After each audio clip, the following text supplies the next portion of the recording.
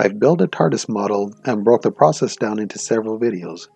This is the fourth video in the series, so if you want to start from the beginning, then check out my playlist with the full series. If you've been following along, then let's move on to the roof. I start with these pieces, which will be the frame of the roof. These small pieces I cut from a 3/8 inch square dowel. I mark them at 5/16 inches on each of the four sides.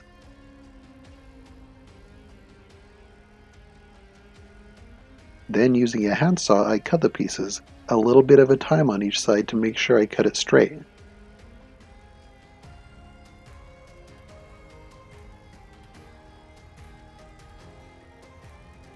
Next I measure 5/16 inches in one of the other two directions and sand the piece down to that mark.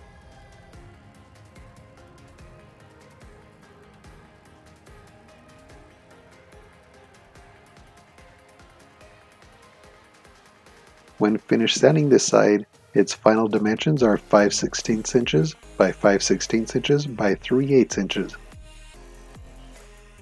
These next pieces are 4 and 5/16 inches long and 5/16 inches tall. These pieces are 4 and 9/16 inches long and 7/16 inches tall. I will be working with these next. I set them up on their sides as a square. Before I glue them together, I send them down at the ends to a 45-degree angle.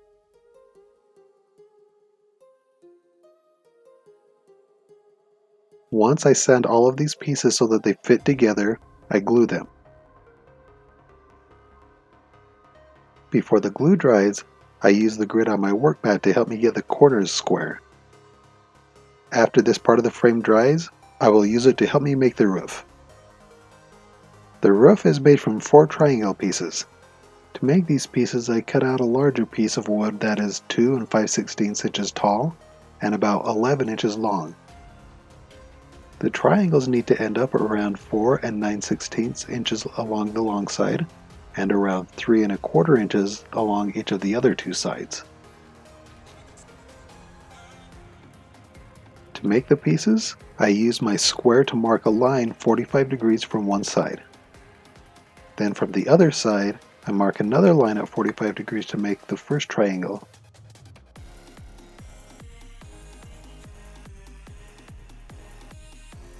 I do this a few more times until I have 4 triangles marked.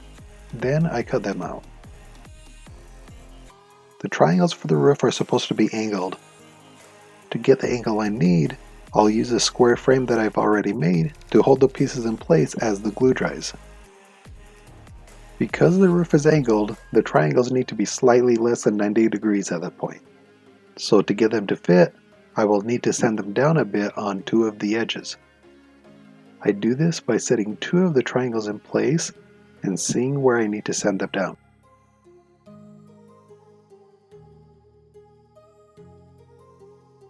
I do this for each of the pieces, test fitting them together as I go until they fit together correctly.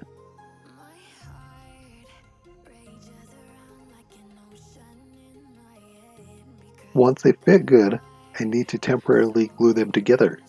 I put just a little bit of glue in the center and a few other points.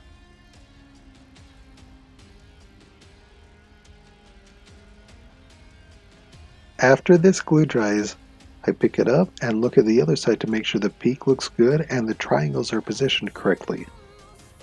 The little bit of glue that I used isn't very strong, so I want to add much more between each piece. I carefully break some of the glued joints, then clean away the dried glue.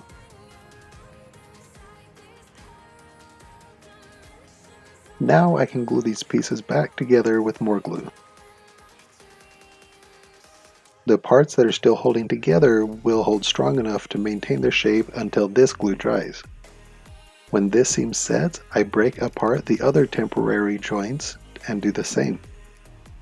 Once the glue dries, I need to sand down the underside of the roof so that it's a better fit.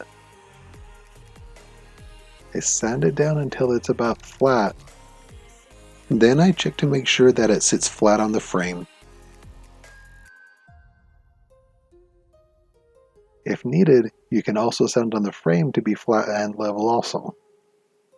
Before I glue the roof to the frame, I add wood filler into the seams on the underside of the roof, then sand it down once that dries.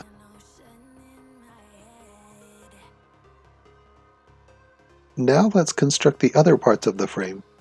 The little blocks will be the corners, with the side pieces being glued to the 5/16 inch sides of the blocks. Initially, I glued the side pieces to the outer edges of the blocks, but I changed that a little bit later.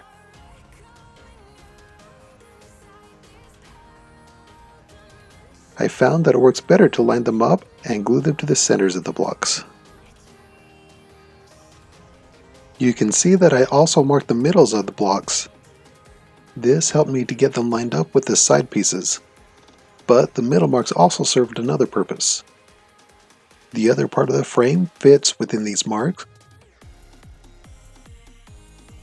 so I cut a little notch out at these marks.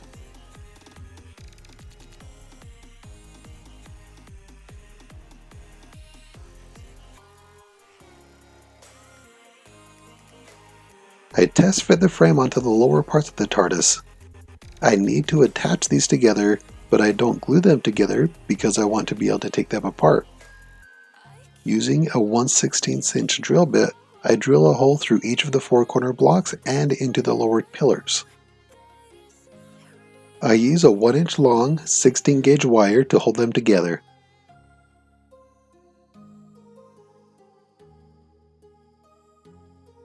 These are a snug fit and hold these parts together nicely while still allowing me to take them apart. Now I can glue the different sections of the frame together, topping it off with the roof.